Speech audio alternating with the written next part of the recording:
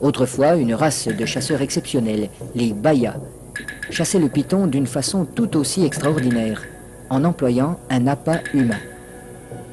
Il arrive que les hommes de Mbao aient eux aussi recours à cette technique.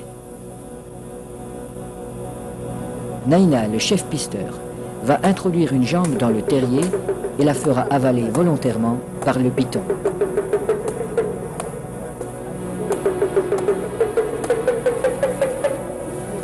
Il est indispensable de posséder le remède qui a été fourni par le sorcier. Cette mystérieuse préparation, à base d'herbes et de racines écrasées, n'a pas qu'un effet psychologique.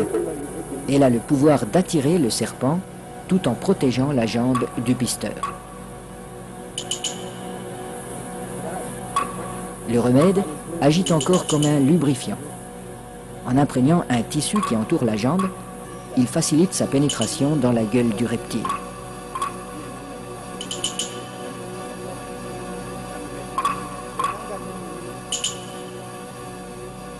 La jambe appât restera en principe intacte, car le python avale simplement cette proie qui vient à lui. À peine sera-t-elle attaquée superficiellement par les sucs digestifs.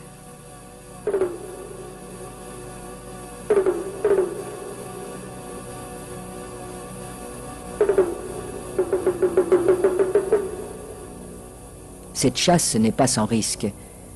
Un python particulièrement puissant pourrait entraîner l'homme dans son repère. La jambe restée à l'extérieur limite ce danger, mais le pisteur court le risque d'être désarticulé.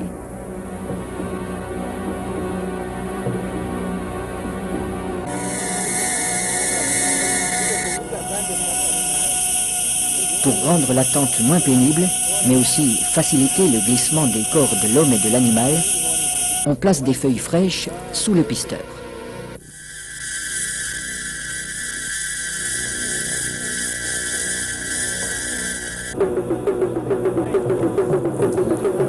Sa jambe est déjà avalée au-delà du genou quand il commande qu'on le tire en arrière.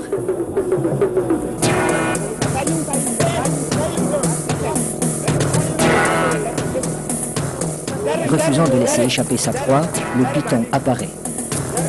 Les aides tirent de façon irrégulière. Il secoue le python pour l'empêcher de trouver un point d'appui. Le pisteur relève son pied à angle droit pour ferrer le serpent, à la manière d'un hameçon. L'animal se sent piégé, mais il ne peut plus lâcher la jambe. Le python est maintenu allongé. Il faut éviter qu'il ne s'enroule. Cette position lui enlève une grande part de sa force. Pour dégager sa jambe, Naina déchire la gueule du python au couteau.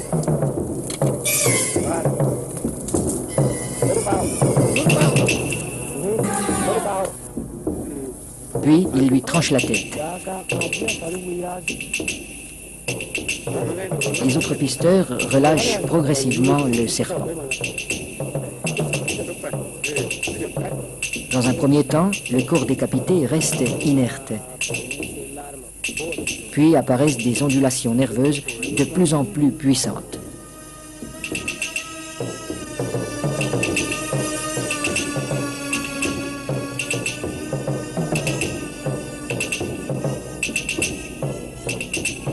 Il bougera ainsi pendant près d'une heure, prenant presque des positions d'attaque comme s'il cherchait toujours, au-delà de la mort, à menacer ses assaillants.